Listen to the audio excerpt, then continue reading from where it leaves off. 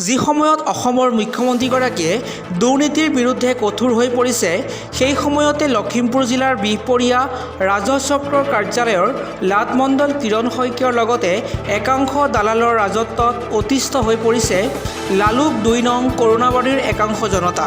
মণ্ডল কিৰণ শইকীয়াৰ নেতৃত্বত একাংশ ভূমাফিয়াই ভয় ভাবুকি দি বেলেগৰ ভূমি অন্য ব্যক্তিৰ নামত নামজাৰি কৰাক লৈ জাঙুৰ খাই উঠিছে সাধাৰণ জনতা।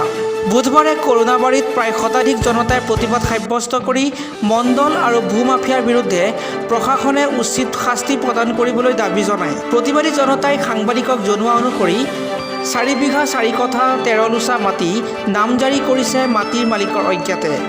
বিষয়ে আপুনি জনামতে দুৰ্নীতি কৰি আছে আৰু ইয়াত যদি আপোনালোকে বিচাৰে আপোনাৰ ছিদ্দিক আলী কালাম আবুল কালাম আৰু আপোনালোকে দেখা পাব এই আব্দুল জলিল ২ নং বিহপুৰীয়া ৰাজচক্ৰ লখিমপুৰ উত্তৰ জিলাত। মণ্ডলৰ ভূমিকা কেনেকুৱা?